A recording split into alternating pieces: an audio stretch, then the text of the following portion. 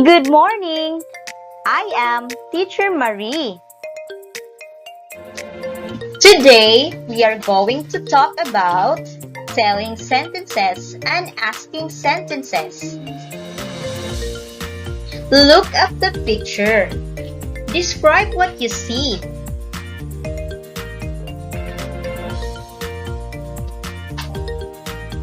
Good job! We can see in the picture that the girl and the boy are talking in the park. Let's listen to them. Girl, what is your name? Boy, my name is Carlo. How old are you, Carlo? I am 7 years old. Where do you live? I live in Makati City. Let's read the following sentences. My name is Carlo. I am 7 years old. I live in Makati City. These sentences are called telling sentences. A telling sentence tells about something. Example, my name is Carlo. A telling sentence begins with a capital letter and ends with a period. Example, my name is Carlo. It begins with capital letter M and ends with a punctuation mark called period. I am 7 years old. It begins with capital letter I and ends with a period. Here are the examples of telling sentences. Mother bakes a cake.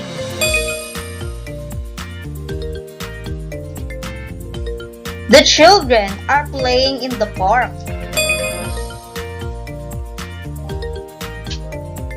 The cat is on the mat.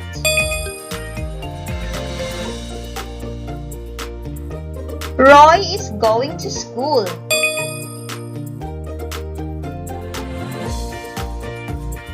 He is a doctor.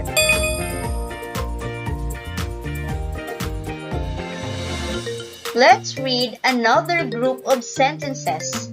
What is your name? How old are you, Carlo? Where do you live? These sentences are called asking sentences. An asking sentence asks questions. Example, what is your name? The girl is asking about the boy's name.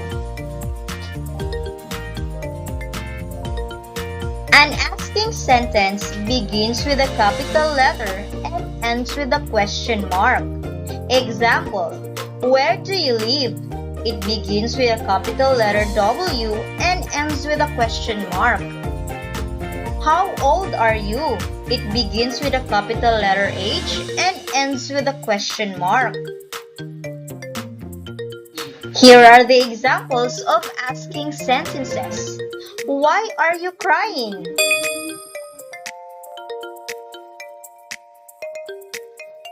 May I borrow your pencil?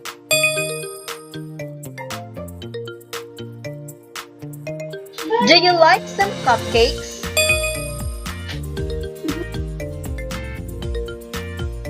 May I go out?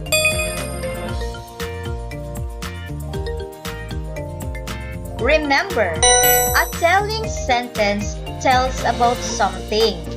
It begins with a capital letter and ends with a period.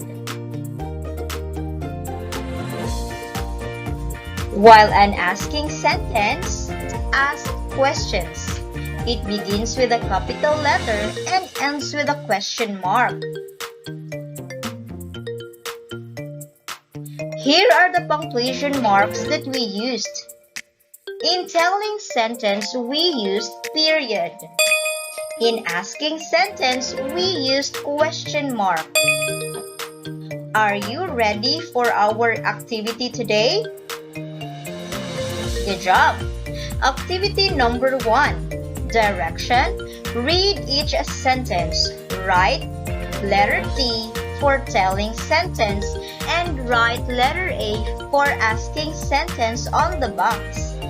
Number 1. What is your favorite food? Good job. Letter A. Asking sentence. Number 2.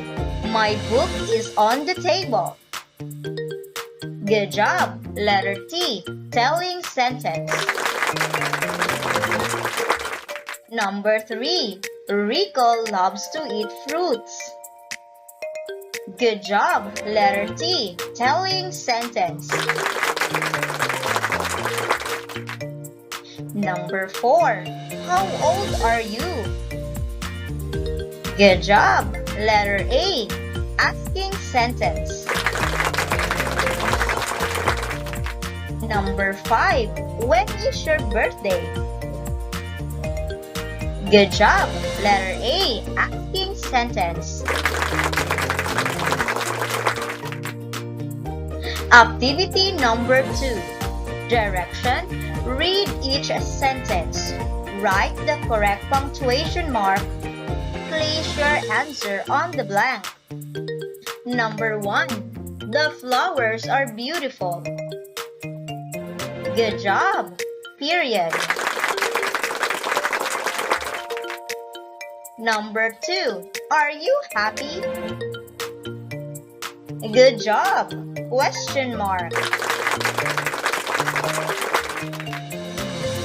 Number 3. She is a good dancer. Good job. Period. Number 4. Do you like cookies? Good job. Question mark. Number 5. I have a new pair of shoes. Good job. Period.